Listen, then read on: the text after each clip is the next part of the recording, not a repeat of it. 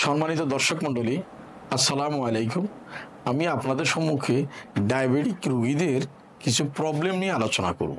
সেই প্রবলেমটা কি? সেই প্রবলেমটা হলো, অনেক সময় ডায়াবেটিস রোগীরা কমপ্লেন করে যে আমার শুধু ক্ষুধা লাগে, আমি 3 প্লেট ভাত খাই, 4 প্লেট ভাত খাই, মিষ্টি দেখলে সহ্য হয়, এই জাতের অভিযোগ আসে। এই অভিযোগ থেকে বাঁচার জন্য রোগীকে সিদ্ধান্ত নিতে হবে বডি থেকে ডায়াবেটিস রাখবে না তাড়িয়ে দিবে। এই ডিসিশন তাকেই নিতে হবে। এই ডিসিশন সে যখন নিবে তখন দেখবেন যে তার ব্রেনে বুদ্ধি আসবে। কি বুদ্ধি আসবে সেটা আমি বলি। সেটা হলো, সুগার লেভেল বাড়ার একটা অন্যতম কারণ হলো আমরা অতিমাত্রায় মিহি কার্বোহাইড্রেট, ফাস্ট ফুড, ফ্রিজে রাখা খাবার এবং প্যাকেটজাত খাবার এগুলো আমরা বেশি খাই, তাতে সুগার লেভেলটা বেড়ে যায়। আমরা যদি বিশেষ করে প্রাকৃতিক খাবার, যেমন মাছ একটা আমিষ জাতের খাবার, আমরা যদি মাছটা বেশি খাই তাহলে কিন্তু কিডনিতে প্রবলেম না হলে কোনো সমস্যা নাই। মাছ বেশি খেলে আমাদের পেটটা ভরে যাবে।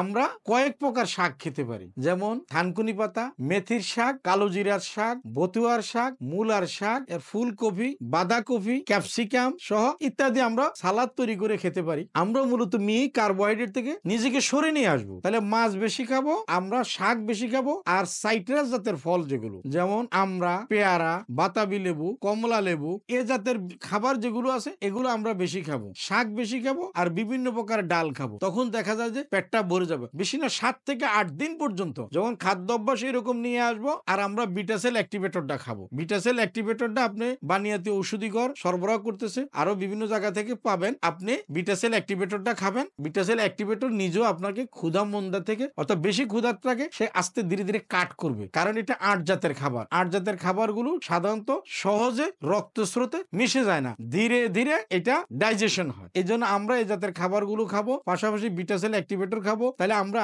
ফল খাবো, টক জাতের ফল খাবো 300 গ্রাম। আমরা রান্না করা সবজি খাবো। সবজি দুই ভাবে খেতে পারি। একটা কাঁচা সবজি, সকালবেলা আমরা কাঁচা সবজি সালাদ আকারে খেতে পারি, দুপুরবেলা রান্না করা খেতে পারি। অবশ্যই দুপুরবেলা আমাদের খাবারের সাথে আমরা করলা, পটল আমরা রাখবো। রাত্রিবেলা আমরা রান্না করা সবজি খেতে পারি এবং আমরা রুটি খাবো। আসলে মানুষ সিদ্ধান্ত নিলে এটা হয়ে যাবে। সিদ্ধান্ত নেওয়ার মতো হিম্মত বুকের থাকতে হবে। এইটা যদি আপনার হিম্মত থাকে যে আমি ডায়াবেটিসকে বিদায় করব, সোজা কথা, ডায়াবেটিসকে আমার বডিতে রাখবো না, এই মাইন্ডসেট আপনাকে তৈরি করতে। আর আমাদের দেশে একটা কি বক্তব্য, কি আমরা যখনই ডাক্তারের কাছে যাই তখন সব ডাক্তার না, কিছু কিছু ডাক্তার আমাদেরকে এমন ভাবে মাইন্ড সেট আপ করে দেয় যে আপনার এই ডায়াবেটিস কখনো ভালো হবে না।